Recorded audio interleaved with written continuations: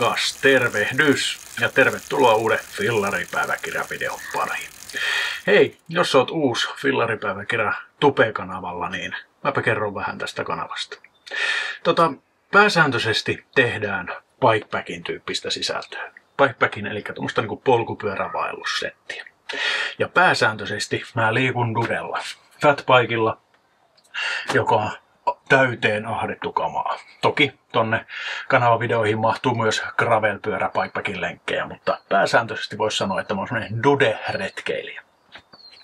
Tässä ollaan viime vuosina etitty niinku pyöräseikkailun, pyörämatkailun rajoja ja aika monia juttuja tässä on matkan varrella keksitty. Ollaan vedetty Ahkiota Syötteen kansallispuistossa ja on ollut myös talvella tuonne Extra Wheel peräkärry duden perässä kiinni ja ollaan vedetty kotateltta ja polttopuut mettään ja ollaan saatu viettää lämpöinen yö kotateltassa. Mutta ei varmaan lopu niin kuin pyörämatkailun rajojen etsimiset nyt tähän. Mä oon luullut, että ne olisi jo tossa löytynyt, mutta mä keksin yhden uuden jutun vielä. Eli Fillaripäiväkirja goes one live. Todellakin. Eli tuli hommattua tämmönen Ransu-transporteri ja tästä aletaan rouvan kanssa vääntämään sitten meille tämmöistä retkipakua. Toki tämä toimii myös omilla retkillä sitten basecampina, kun lähdetään sitten vähän pidemmälle tonne retkille, niin tänne on helppo pyörätaluttaa sisään ja kaikki kamat mahtuu ongelmitta. Joten tästä tulee semmonen reissujuhta vailla vertaa monella retkillä apuna. Mutta tässä nopeasti, mitä mä retkipakusta voin kertoa tähän hätään on se, että tää on ihan nyt niinku revitty pinnat auki. Ei ole kuin pelkkää peltiä, niin sinne aletaan lyömään tosta sitten vähän eristelevyä kiinni seiniin ja pintoihin tonne. Ja sitten katsotaan mitä muuta keksitään, mutta kyllä ne nyt ainakin se laverisänky tulee ja ehkä jotain keittiön tapasta, koska mikä sen parempaa on kuin ruoka ja mikä sen parempaa kuin tehdä ruokaa ulkona, niin yhdistetään se sapuskan laittokin tähän settiin. Mutta tuutte jonkin verran siis kuulemaan jatkossa myös tämmöistä niinku retkipakuelämää. Jonkin verran ainakin. Ainakin niillä siirtymillä näette millä mennään ja mitä täällä sitten voi sisällä touhuta. Mutta katsotaan mihin kaikkeen se seikkailu mut johtaa. Mutta retkiä tullaan tekemään pääsääntöisesti pyörällä.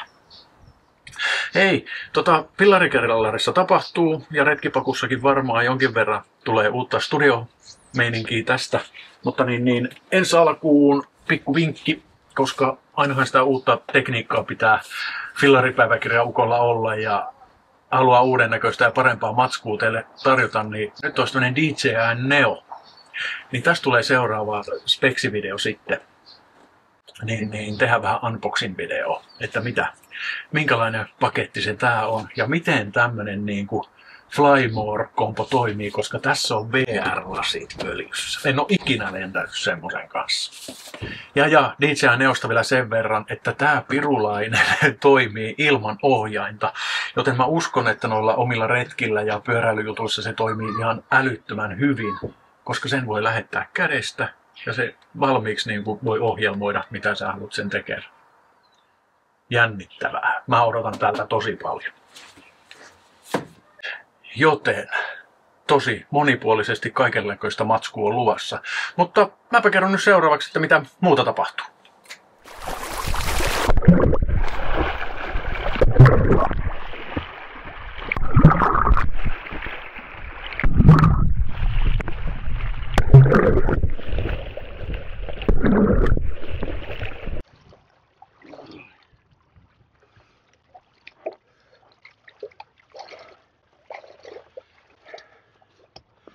Näin.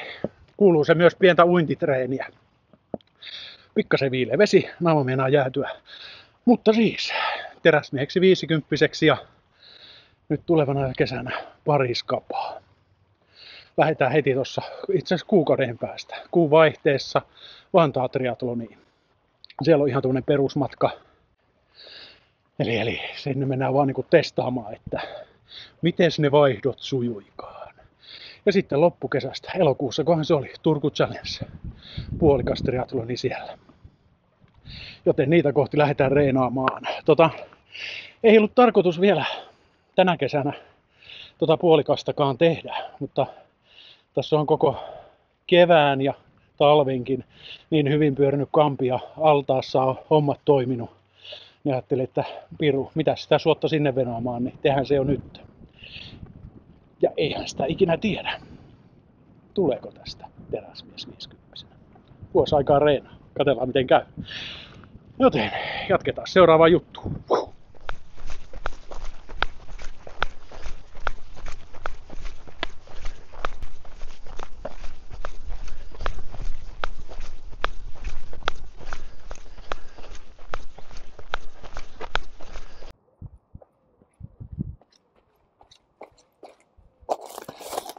No niin, terve.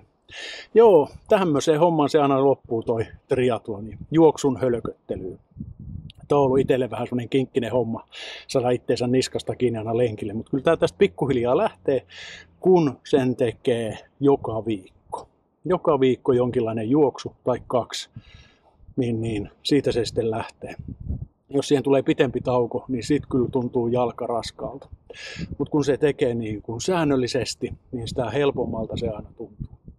Joten nyt on jalka toiminut tosi hyvin tässä kevään mittaan ja alkukesästä tässä näin, niin on ollut ilo päästellä menemään tuolla poluillakin. Tullut ihan hyvän mittaista lenkkiä jo tehtyä. Joten tosi hyvin mielin kohti triathlonia tässäkin mielessä. Joo. Miksi mä alkuperäisesti on tykästynyt triathloniin on se, että voi liikkua monipuolisesti. Ja mä tarviin aina jonkinlaisen porkkanan siihen tekemiseen, niin mikä sen parempi kuin triathlon. Tulee uitua, tulee pyöräiltyä, no se ei nyt muutenkaan olisi niin vaikeeta. Ja sitten tulee juostua. Niin. Ihminen on luotu liikkumaan ja sitä mä tykkään tehdä monipuolisesti. Mitä vanhemmaksi tulee, niin sitä enemmän niin kuin on alkanut kiinnittää huomiota siihen, että liikkuu monipuolisesti. On hyvä, että saa vielä vanhanakin ukkona sitten hengästymättä kengännauhat kiinni ja tehtyä vähän muutakin. Pidetään itsemme kunnossa, liikutaan hyvin. Näistä triathlon-jutuistakin tuutte kuulemaan lisää. Mulla on tässä työn alla jo semmonen ja julkaisen videon tässä alkukesästä heti, kun Fillarik-päiväkirjan sporttiviikko. Eli teen semmoisen videon, miten mä liikun ihanneviikko, miten mä liikun maanantai-sunnuntai, mitä kaikkea siihen viikkoon mahtuu ihanteellisesti. Ja no, aina se ei ole ihanteellinen, mulla on niin paljon tekemistä ja hommaa, että aina vaan ei ehdi, mutta teen siis semmoisen ihanneviikko. Se on työn alla. Ja samalla videolla sitten vähän tuosta mun mahtavasta työnantajasta Sapora Farmasta tuun kertomaan lisää, koska meiltä löytyy monenlaisia tuotteita liikkuja hyvinvointiin. Ja varsinkin nyt käyn semmoisia tuotteita läpi, mitä mä oon kokenut itse hyväksi. Niin sukrosomilista rautaa, sideraalia, kun sitten Ultramac Magnesium ja sitten vielä käydään setilaaria. Koska lihaksia ja niveliä itselläkin alkaa pikkuhiljaa kolottelee ja särkee, niin käydään vähän niitä läpi. Ja ehkä vähän sitten siihen tukipuoleen vähän paneudutaan myös, että jos sulla sattuu nilkka vähän venähtämään, niin mitä siihen kannattaa silloin käyttää. Mutta jottei tämä nyt mennyt ihan tämmöiseksi sporttijauhamiseksi, niin hypätään vielä gravelin satulaan hetkeksi ja rupatellaan hetki lisää. Noi, eli satulaan päästiin. Yes. Kyllä tässä niin monta klippiä on taas, että Halttusen Akan poika on vähän ihmeissään näiden klippien kanssa, että näistä taas jotain järkevää saadaan aikaiseksi. Järjestys on ainakin poskellaan, jos sitä triathlonia miettii, koska sehän alkaa toi skapa sillä uimisella. Toi Vantaan triathlon, mikä on se ensimmäinen perusmatka, niin siinä se muistaakseni oli, olisiko ollut 1400 metriä. Vähän pidempi se uinti siinä, kun puolikkaassa se on 2,1. Ja uinnin jälkeen tulee pyöräily. Ja se on ihan perusmatka siellä Vantaallakin, eli polkastaan se 40 kilsaa siihen päälle ja jälkkäriksi Vantaan perusmatkalla sitten 10 kilsaa juoksua. Ja siinä puolikkaassa ne vastaavasti toi pillarointi on sitten sen 80 kilsaa ja uinti se 2. Ja uinti on sitten se 2 kilsaa. Noin. Joo. Mutta nyt tässä järjestyksessä, koska tää pyöräily on niin tuttua hommaa, että noi matkat nyt ei sinänsä tunnu missään. Mutta siinä sitten yhdistettynä niihin muihin tekemisiin, niin kyllä siinä puolikkaalla taitaa olla ihan tarpeeksi mulle tekemistä. Tuntuu jotenkin jokseenkin mahdottomalta itsellä vielä ajatella edes sitä täysmatkaa, koska siinäkin se uinti 4 kilsaa menee. Pystyn polkeen sen 160 kilometriä. Ja ne varmaan ihan peräkkäinkin vielä ihan hyvillä energioilla, mutta mä en vaan millään näe itteeni sitten siellä lopussa vielä jälkkäriksi juoksemassa sitä maratonia. 40 kilometriä juoksua, kun se on pelkästään itselle jo niin semmonen no juttu. Mutta niin kuin tossa on moni tuttu ja kaveri höpötellyt, että vuosi aikaa ihmeitä voi tapahtua. Yes. Mutta gravel-hommiin. Ensimmäinen gravel-tapahtuma ja nolo jotenkaan myöntää, että mä en ole ikinä käynyt Tour de Tuusulanjärvellä polkemassa kisatapahtumaa. Toki Janin kanssa on kerran maastolenkkinä ajettu, mutta se oli ulkona kisa-ajasta. Mutta nyt sitten kun tapahtuma järjestetään 11 kertaa, niin mä oon siellä gravel-pyörällä niin sitten menossa mukana. Ja se on nyt tulevana lauantaina heti. Onkohan teistä joku tulossa sinne? Siellä kyllä varmaan aika paljon tuttuja näkee, koska jos en ihan väärin muista, niin 700 pyöräilijää siellä kaiken kaikkiaan sitten pistelee menemään. Kyllä mä sen tuohon laitteeseen latasin 130 kilometrin jäljen ja sitä siihen lähdetään tekemään. Että vähän mennään fiiliksen mukaan, koska jos oikein karttaa tulkitsin, niin siellä on sitten semmonen 30 kilometrin sakkolenkki. Että siinä kohti sitten, jos on huonossa hapessa ja tuntuu vähän raskalta reisi, niin voi vähän oikasta, niin sitten tulee se satku ajettua. Niin ainakin satku, ehkä 130 kilsaa. Se jää nähtäväksi. Joo, ja ollaan vähän huonoissa maisemissa. Jatketaan tuolla joen rannassa. Noin, helpompi jatkaa höpöttelyä hiekkatiellä kuin gravel-lenkillähän tässä ollaan. Ja gravel-hommista olisi tarkoitus höpöttää. Joo, ihan mielenkiinnolla menen katsomaan Janin tapahtuman sinne. Ja menen jo perjantaina sinne. Siinä on semmonen joku yhteislenkki, vähän fiilistellään ja riippumattokamat on böljyssä, niin yön siinä jossain leirillä riippumatossa ja sitten lauantaina tapahtuma. Lauantaina mun pitääkin vaihtaa sitten maisemaa siitä Urjalaan. Siellä on sunnuntaina vähän toisenlainen tapahtuma. Menen sinne vähän höpöttelemään bikepackingista ja polkupyörävaelluksesta. Semmonen pikkujuttu sinne sit heitetään siinä välissä. Ja graveloinnista ne hommat alkoi jo kun mä kävin siellä Porissa juttelemassa bikepackingissa silloin tossa talvella. Ja muistatte varmaan, tai ainakin osa teistä muistaa, että kävin tossa Nakkilan verstaalla. Eli Nakkilan verstaa Harri halusi vähän lähteä kehittämään noita Nakkilan pyöräilyjuttuja. Ja käytiin yhdessä sitten Nakkilan kunnanpäättäjien kanssa höpöttelemässä, että mitenköhän semmonen luonnistus. Ja sitä tässä ollaan nyt hiottu, että saataisiin niinku speksit kuntoon. Ja tällä viikkoa saan siitä tiedon, että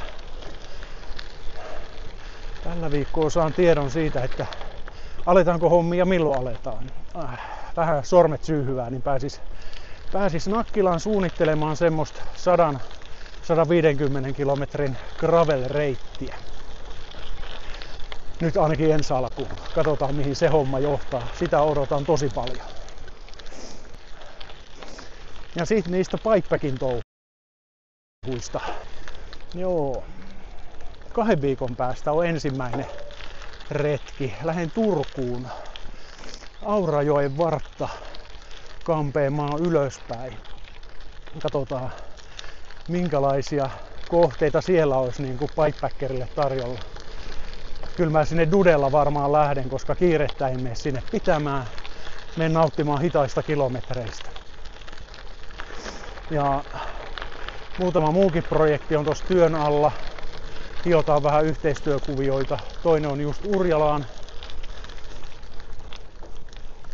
Se ratkee tuossa lähiviikkoina, mitä sinne lähdetään tekemään. Ja mahdollisesti pääsen myös ajamaan Korvatunturille, tai ainakin sen lähelle. Tuossa on tarjouspyyntöjä tehty sinnekin ja siellä on aika kovia nimiä tarjouksia laittanut menemään sen reittikuvauksen johdosta, niin saa nähdä, että miten mulle käy. Meneekö mun tarjoukset läpi ja pääsenkö Korvatunturille ajelemaan, mutta siinä mulla on ainakin sormet ristissä. Mutta siinä mulla on hommassa ainakin sormet niin tiukasti ristissä ja toivon, että sinne pääsen. Olisi mukava tehdä semmonen pikkasen pidempi viikon retki sitten pohjoisen gravel-maisemiin. Ja mitä muuta tuossa ei oikeastaan kalenterissa olekaan, kun aika paljon menee nyt energiaa noihin triathlon juttuihin, koska ehtii kyllä sporttailemaan. Se ei ihan kylmiltään mene, varsinkaan se puolikas. Ja hieman päävaivaa aiheuttaa myös se, että mun olisi jotenkin tarkoitus kuvata ne. Äsken kun tuossa uimassa kävin, niin mulla oli noi valjaat niin kuin väärinpäin päällä ja toi 360 asteen kamera sit tuolla selässä. Hyvä yritys, mutta no, näkee, että ui, mutta eipä siinä sitten paljon mitään muuta näkään. Että se ei varmaan tule oikein onnistumaan. Ja varmaan pitäisi jotenkin olla ahterin päällä se kamera, että se pysyisi edes jotenkin vaaterissa, mutta eihän se tuossa yläselässä, kun yläselkä kääntyy aina kun haukkaat happea, niin kamera pulahtaa veteen. Niin ei sitä pitemmän päälle semmoista kuvaa jaksa katsoa. Ei siinä ole mitään järkeä. Et saa nähdä, mitä hittoa mä keksin uimakuvaksi. Jotta kaikenlaista sitä kuulkaas nyt on tässä työn alla ja suunnitteilla tulevaksi kaudeksi. Ei tule olemaan tylsää. Ei siinäkään vielä kaikki. Jestas. Siis tuun tekemään myös semmonen tekniikkavideon. Mitä kaikkea niinku tekniikkaa mä käytän pyöräretkeillessä, urheillessa. Niin vähän yhdistän semmosen videon. Eli on kuuloketta, kelloa, minkälaista kameraa, minkälaista navigaattoria, minkälaista lenkkaria, minkälaista pipsiä ja sitä rataa. Ja SQ-läpin kanssa muuten myös jatkuu yhteistyö, niin sieltä tulee vähän uutta tuotetta, poljinta ja pipsishousua ja varmaan uusia grippejä ja kaikkea. Ja endurace, sillä millä mä lähdin tekemään ne triathlonit, niin sitä mä vähän päivitän sitten ajokuntoon, että vähän tulee uutta jakkaraa siihen ja katsotaan, että miten siitä saa semmoisen ajokelvollisen vekottimen, että sen satulassa viihtyy. Joten kaikenlaista mukavaa on luvassa. Ei tuu tylsää täällä päässä. Joten kuulkaas ihmiset hyvät, pysykää tarakalla ja jos yhtään kiinnostaa tämmönen Karvaturvan sportit ja pipepäkkäilyt, niin pistäkää kanava tilaukseen, antakaa peukkua videolle, koska se vähän edistää mun tekemistä. Nostaa sitten niitä videoita paremmin näkyville ja heittäkää niitä kommentteja, jos vaan millään viittitte, koska se on ihan jees. Jos teillä on jotain kysyttävää, jos ei, mutta heittäkää vaikka sinne se peukku kanssa ja kommentti, että mitä tykkäsitte, mistä et tykännyt. Mutta jes, mä jatkan nyt lenkkiä kotiin päin ja jätän tämän videon tähän. Eiköhän tästä tullut ihan tarpeeksi höpöteltyä, niitä näin, ja vähän noita.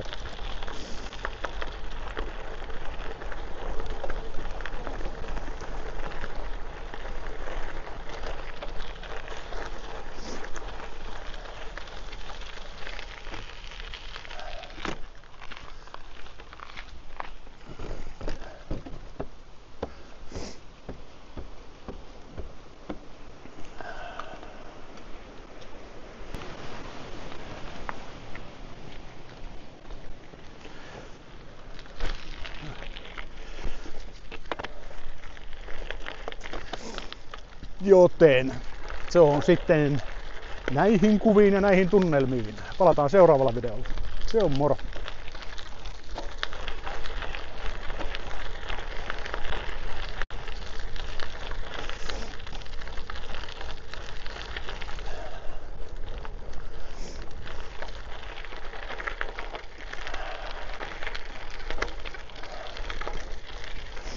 Hei, tulihan mulla vielä yksi juttu tässä mieleen lenkin loppupuolella, että Instassa on kilpailu käynnissä, arvonnan tynkää. Eli jos oot suurin piirtein mun kokoinen ja tykkäät pinkistä, niin käys ottaa osaa. Supernaturaliin tuommoinen Mernovilla huppari olisi siellä perjantaihin asti. Kyllä mä laitoin sen arvonnan sinne käyntiin, niin käy ottaan siihen osaan. Ja semmonen huomioarvoinen juttu, mitä mä en ole muistanut oikein millään videolla sanoa, että kato videon kuvaukset.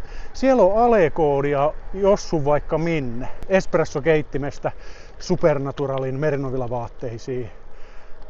En mä edes muista mitä kaikkea siellä on. Jestas, pitääkö mun lunttaa? SQ-läpin alekoodi löytyy, no luntataan. Luntataan, niin tulee sanottua kaikki, ettei jää mikään. Eli ottakaas tovi. No niin, nyt alkoi löytyä. Eli sieltä löydät alekoodit SQ-läppiin, niin kuin tonne sportsource.fiihin, saat SQ-läpin tuotteista -15%. Bongen verkkokauppaan ei pelkästään Supernatural, vaan myös Glorify, Jack's Fullskin. Niin toi rabattikoodi käy sinne. Mavajalta, jos riippumattovermeet kiinnostaa, niin saa pienen rabattikoodin sinnekin. Ja toki toi askelterapia. Niin, jokaisen ainoan videon kuvauksessa löydät rabattikoodit. Eli jokaisen videon kuvauksesta löydät rabattikoodit noihin firmoihin, ketkä näitä mun reissuja on tukenut ja kenen tuotteita mun videolla on näkyvissä. Niin käy tsekkaan ne.